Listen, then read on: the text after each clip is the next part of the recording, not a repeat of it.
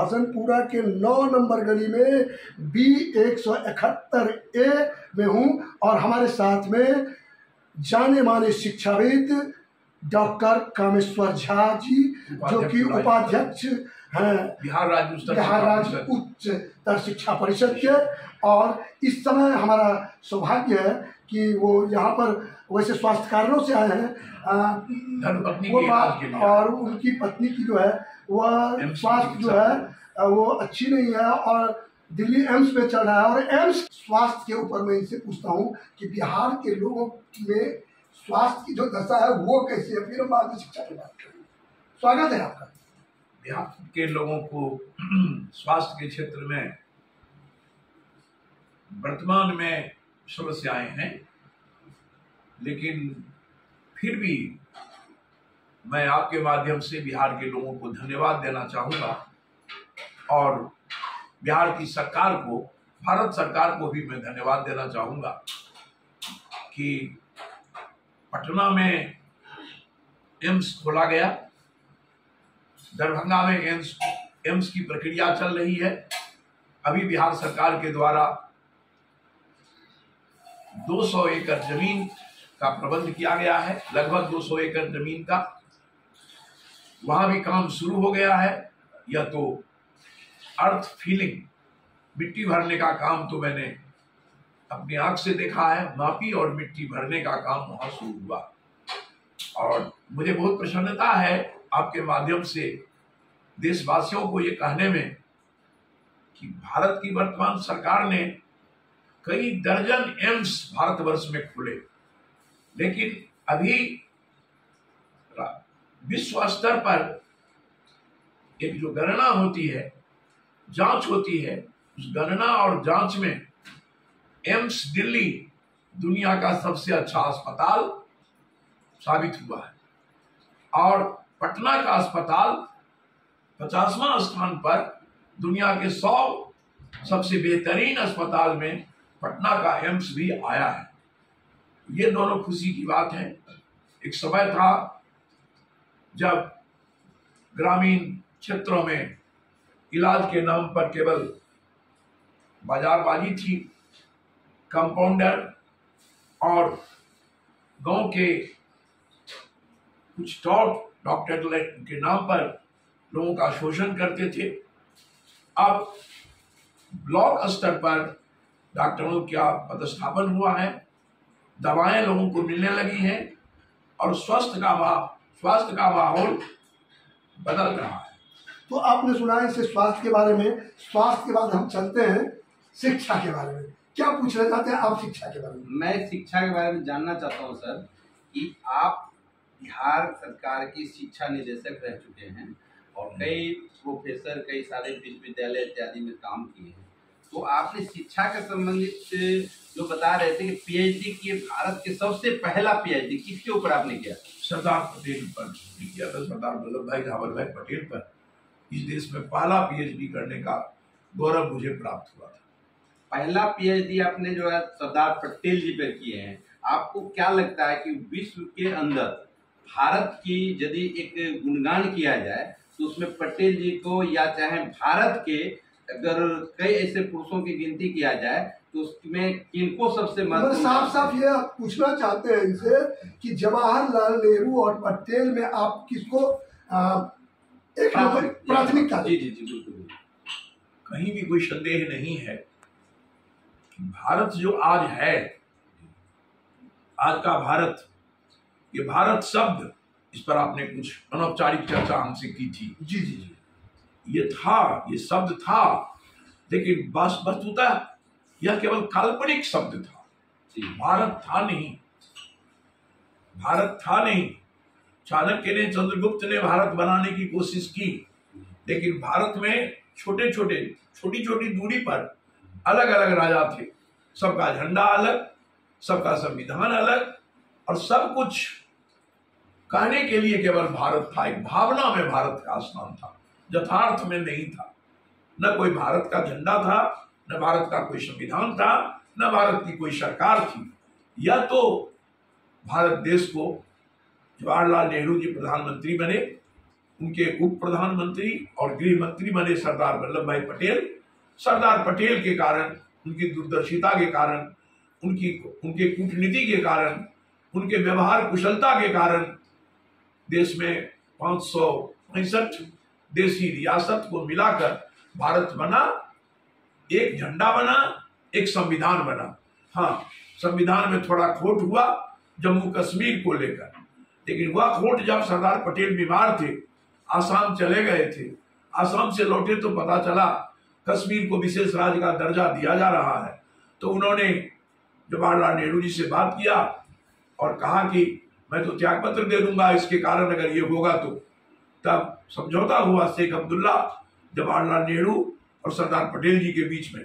उस समझौता के कारण उसमें टेम्पररी वर्ड, अस्थायी शब्द जोड़ा गया, और वह अस्थायी शब्द नहीं रहता तो प्रकारांतर में वर्तमान सरकार ने उस 370 को तोड़ने का जो प्रयत्न किया है, अभी तो पूरी तरह ने की, वह सरदार पटेल अगर टेम्पररी वर्ड नहीं जोड़े होते अभी तक सुप्रीम कोर्ट फैसला भी दे दिया होता, टूट गया था। इसलिए सरदार पटेल मेरी दृष्टि में नेता के रूप में इस देश में भारत के निर्माण में बहुत बड़े हैं। अब जहां तक आपका प्रश्न है कि दोनों में कौन बड़े, सरदार पटेल और पंडित नेहरू में, मैं कहूंगा ये जी ने दिया था और कुछ कार्य सरदार पटेल के जिम्मे दिया था। पटेल चुनाव जीतने के बाद भी प्रधानमंत्री नहीं बन सके, आपके रिसर्च में ये भी बात आया होगा? चुनाव ऐसा नहीं हुआ था, कभी भी ऐसा चुनाव नहीं हुआ। एक परंपरा थी कि जो कांग्रेस के अध्यक्ष होते थे, सबसे ज्यादा डेलीगेट जिसको वोट देता था वो कांग्रेस के अध्यक्ष होते थे। गांधी जी के सामने समस्या थी कि देश का उत्तरदायित्व, वो अपना उत्तराधिकारी किसको बनावे। देश तो एक बापू को मानता था, तो देश तो बापू को मानता था, और उनके अपने उत्तराधिकारी के चुनाव के लिए कांग्रेसियों की उन्होंने बैठक की। और आचार्य की कहूंगा कि धारणा पहले ये थी, ज्यादा डेलीगेट्स की धारणा थी, 3 उम्मीदवार हुए थे, राजेंद्र प्रसाद भी एक उम्मीदवार, राजेंद्र प्रसाद जी। धारणा बनी कि ज्यादा लोग चाह रहे हैं सरदार पटेल को देश का प्रधानमंत्री के रूप में देखना। लेकिन बापू ने उस समय अपनी भावना जरूर सुरक्षित रखी। वो कहे इस तरह उनके मन में ये आया कि भारत का अभी अभी हिंदू मुसलमान के मामले में जिन्ना के कारण विभाजन हुआ है, हिंदू मुसलमान के दंगे चल रहे हैं, और बापू को ऐसा लगा कि सरदार पटेल का दृष्टिकोण कुछ उग्र है, कुछ मुस्लिम विरोधी है, जो सच नहीं था। वो मुस्लिम विरोधी नहीं थे। आज मुसलमानों को जो भी अधिकार प्राप्त है भारतवर्ष में, वो सब एक ही व्यक्ति का अगर दिया हुआ है तो सरदार पटेल का दिया हुआ है। संविधान में उन्होंने ही इसकी व्यवस्था की। लेकिन बहुत सारी बातें मीडिया, जैसे आप लोग मीडिया वाले हैं, धारणा बना देते हैं। इसी तरह पहले मीडिया के अभाव के कारण धारणा बन जाए। गांधी जी के एक सवाल आता है, ये सभी लोग गुजरात के थे, एक अगर जवाहरलाल नेहरू जी को छोड़ दिया जाए तो मैं ये जानना चाहता हूँ कि गांधी जी को इससे पहले भी जब सुभाष चंद्र बोस, सीतारमैया चुनाव लड़े, उन्होंने रमैया का घर से साथ दिया, कहा सीतारमैया हार मेरी हार, उस समय में उन्हीं को मुखी खाना पड़ा था। तो ऐसा नहीं लगता कि गांधी से भी गलती हुई? अगर वो होता तो आज कश्मीर वाली जो ये समस्या है ये नहीं होती। कश्मीर की बात अगर आप करेंगे तो मैं तो आपके साथ खड़ा होगा, क्योंकि आपका समर्थन मैं करूंगा। कश्मीर की समस्या जो आज तक भारत को है, वो पंडित नेहरू जी की गलत सोच के कारण। अगर वे इसे यूनाइटेड नेशन में न ले जाते तो ये अंतर्राष्ट्रीयकरण इसका नहीं होता। लेकिन तब मैं आपको कहूंगा, इस समस्या का उत्तर किसी और ने नहीं दिया, पंडित जी की बेटी इंदिरा गांधी ने ही शिमला एग्रीमेंट करके दिया। और खासतौर से बिहार में उच्च शिक्षा की दशा जो है वो दिनानुदिन जो है वो पूरे देश की पिछड़ती जा रही है। बिहार उसमें खासतौर से, भले ही यूपीएससी में अलग अलग जा करके लोग अपना स्थान बना रहे हैं, लेकिन बिहार की स्थिति खराब होती जा रही है। इसका आप किसको मान रहे हैं? बिहार की स्थिति खराब नहीं होती जा रही, ये मैं स्पष्ट कहना चाहता हूं। बिहार की स्थिति बहुत खराब थी, उससे उबर रही है, लेकिन जिस तेजी से उबरनी चाहिए थी, जैसे वर्तमान सरकार के मुख्यमंत्री नीतीश कुमार जी ने चंद्रगुप्त प्रबंधन संस्थान बनाया, चाणक्य लॉ यूनिवर्सिटी बनाया, आर्यभट्ट ज्ञान विश्वविद्यालय बनाया, उस तरह उस भावना को लेके बिहार के लोगों को, बिहार के अभिभावकों को, बिहार के विद्यार्थियों को तीव्रता से इसके सामने आना चाहिए। वैसे मैं आपको बता दूं, चाणक्य लॉ यूनिवर्सिटी नैक के एक्रेडिशन में A ग्रेड लाया और अभी सारे भारतवर्ष में विधि के पढ़ाई में अव्वल नंबर 1 में गिनती अगर कहीं है तो चाणक्य लॉ यूनिवर्सिटी की गिनती है। जितने भी जजेस की बहाली जहां भी भारतवर्ष में हो रही है, एक समय बनारस का बोलबाला था, इलाहाबाद का बोलबाला था, अब चाणक्य लॉ यूनिवर्सिटी का बोलबाला है। मैं ये मानता हूं, ये आपने सही कहा। और मैं थोड़ा कह लेता हूं, जब आपने प्रश्न पूछा और बेबाकी से आपने मुझे उत्तर देने का, मैं आपका आभारी हूं कि आप मेरे उत्तर को सुन रहे हैं। इसमें जो एडिट करना चाहें ये आपकी मर्जी, लेकिन मैं कहूंगा, सच बोल रहे हैं, लेकिन मैं ये कहूंगा कि लॉ में हम लोग निकल चुके, बहुत आगे निकल चुके। प्रबंधन में चंद्रगुप्त प्रबंधन संस्थान का महत्व, जिस तरह से अहमदाबाद प्रबंधन संस्थान का महत्व है, वो महत्व है। बीएड की पढ़ाई में पूरे भारतवर्ष का नोडल यूनिवर्सिटी मिथिला विश्वविद्यालय बना है, ललित नारायण मिथिला विश्वविद्यालय, पूरे भारतवर्ष का नोडल बीएड में मिथिला विश्वविद्यालय बना, और 14 वर्ष है कि जब बना है तो सबसे अच्छा प्रबंधन नोडल के रूप में वो कर रहा है। ये सारी बातें हैं। हाँ, आपकी नजर जहां है पारंपरिक विश्वविद्यालय, वहां विद्यार्थी कम क्लास में आ रहे हैं, परीक्षाएं विलंब से हो रही हैं जी, तो इसी के कारण, देर से आ रहे हैं, इसी के कारण प्रशासकों में एक खास पहचान बनाए हुए के पाठक को 3 दिन पहले श्री नीतीश कुमार जी ने शिक्षा विभाग में एडिशनल चीफ सेक्रेटरी बनाया है कि कुछ डंडा के बल से, कुछ भय के बल से वे इसको शुद्ध करें। प्राइमरी एजुकेशन के शिक्षकों को कहा गया है बीपीएससी में परीक्षा देने के लिए, वे लोग आरूढ़ हैं, हम परीक्षा नहीं देंगे। अब इसे शिक्षा मंत्री चाहते हैं कि वो परीक्षा देकर सरकारी कर्मी बने, ये संघर्ष चल रहा है। तो क्या नहीं लगता है कि फिर अब वो समय, पहली नियुक्ति और उसमें मैथिली के 56 शिक्षक की नियुक्ति पहली बार हुई, उसके बाद से प्राइमरी स्कूल में मैथिली के शिक्षक की व्यवस्था पहले नहीं थी, उसे भी मिथिला के लोगों ने आवाज उठाई, आपके जैसे प्रखर पत्रकार ने आवाज उठाई, बिहार की सरकार ने स्वीकार की, और अब मैथिली के लिए भी शिक्षक की नियुक्ति हो रही है। इसका श्रेय आपको है, इसका श्रेय आप लोगों को है। धन्यवाद। अब चलते चलते आपसे क्या मैसेज आप देना चाहिए? बच्चों में, हमारे बिहार के बच्चे दुष्प्रचार के शिकार हैं, क्षमा चाहेंगे हम आपसे। उनकी क्षमता, उनकी मेधा जितनी है, उसे फुलने के लिए, फैलने के लिए, उसके प्रसार के लिए जो एक माहौल चाहिए, बिहार विरोधी तत्व इस भारतवर्ष में बहुत हावी है। वे बिहार को फूलने फलने नहीं देना चाहते हैं, वे हमारे बच्चों के भी मनोबल को तोड़ते हैं। बिहार ने इन बच्चों के लिए व्यवस्था की कि इन्हें पैसे की अगर कमी है तो बिहार की वर्तमान सरकार ने 5 लाख रुपया ऋण देने की व्यवस्था की, और वो ऋण 2% ब्याज पर बैंक देता है, 10 पर, 12 पर, 2% पर, और वो भी तब जब वो नौकरी कर लेंगे, नौकरी पकड़ने के 6 महीना के बाद से वो भुगतान करेंगे। लेकिन दुष्प्रचार के कारण बच्चों तक ये संदेश नहीं पहुंचा, पहली बात। दूसरी बात, बिहार में जो माहौल है बच्चों के कारण नहीं है गड़बड़।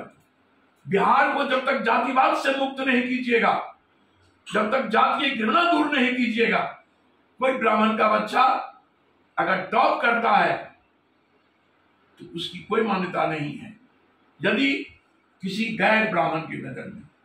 इसी तरह से दूसरे जात के बच्चे यदि टॉप करते हैं तो ब्राह्मणों की नजर में भी उनकी मान्यता नहीं है। ये जातीय घृणा बिहार की बर्बादी, बिहार की अवनति, बिहार की शिक्षा, बिहार के स्वास्थ्य, बिहार के विकास। सुप्रीम कोर्ट से आप सहमत हैं कि उन्होंने जातिगत जनगणना पे रोक लगाया? यह गलत सोच है। जातीय जनगणना जातिवाद को खत्म करने की दिशा में एक कारगर कदम होता, यह जातिवाद को बढ़ाता नहीं। यदि सभी जात का अभी लोग गलत आंकड़ा के आधार पर आरक्षण ले रहे हैं। भुजियार, भूमिहार, हाँ, कानकुब, मैथिल, सारस्वत, ये इतने ब्राह्मणों में जातियों को अलग जातीय गणना होने से, जातीय गणना होने से उपजाति की गणना नहीं थी यार। उपजात लोग दर्ज करा सकते थे, लेकिन जातीय गणना से, ये तो नंबर है, जातीय गणना से उपजातीय स्थिति समाप्त होगी और सामाजिक एकता का विकास होगा। न्याय, जिसका जो हक है वो देने का मौका मिलेगा, तो फिर वो आक्रोश समाप्त हो जाएगा जिस आक्रोश से घृणा पैदा होती है। तो जिस आक्रोश से घृणा पैदा, इस प्रकार से हमने जिस प्रकार से मिले डॉक्टर कामेश्वर झा जी से और उनसे जो सीखने को हमें मिला, ये हम सभी दर्शक को, सचिन न्यूज के जो भी दर्शक होंगे उन्हें मैं विशेष रूप से कहूँगा कि उनके लिए इतना अनुभव का जो शेयर किया जाएगा, ये अनुभव के फायदा उठाएं और भारत के अंदर जो बिहार की शिक्षा से रिलेटेड विद्यार्थी हैं, छात्रगण हैं, वो अनुभव प्राप्त करें, दुष्परिणाम से जो ग्रसित हैं उनसे बाहर आए। और इसके लिए एक बार आप नए जो पीढ़ी है उसको एक बार में एक लाइन में कुछ ऐसा संदेश दें जो वो नए दिशा में बहुत बेहतर कर पाए। हमारे जो किशोर हैं, युवा हैं, मैं बेहिचक आपसे कहना चाहता हूं, आप में ईश्वर ने असीम प्रतिभा दी है। आपका जन्म बिहार में, मिथिलांचल में और ऐसे स्थान पर हुआ है जहां के चंद्रगुप्त ने विदेशी दासता से भारत को मुक्त किया, जहां के चंपारण ने गांधी को प्रेरणा दी और देश आजाद हुआ, जहां के राजेंद्र प्रसाद ने ऐसा लिखा मैट्रिक की कॉपी में कि परीक्षकों ने लिखा कि examining is better than examiner. आप उसी के संतान हैं। आप जयप्रकाश जी के पीढ़ी के हैं। आपका गौरव बहुत ऊंचा है। आप निश्चित रूप से अपने गुरु का आदर करें। चंद्रगुप्त ने गुरु का आदर नहीं किया होता तो चाणक्य ने भी उनको बुद्धि नहीं दी होती। गुरु का आदर करें, गुरु के बताए मार्ग पर चलें, चरित्र अपना सबसे मजबूत रखें। वो पुरानी जो एक कहावत है, काक चेष्टा बको ध्यानम स्वामी निद्रा तथैव च अल्पाहारी गृह त्यागी विद्यार्थी पंच लक्षणम। चरित्र का निर्माण कीजिए, परिश्रम कीजिए, अध्यवसाय कीजिए, ईश्वर प्रदत्त प्रतिभा आपकी निखरेगी और फिर से आप खुद को, अपने परिवार को, बिहार को चमकाएंगे, यह मेरा विश्वास है।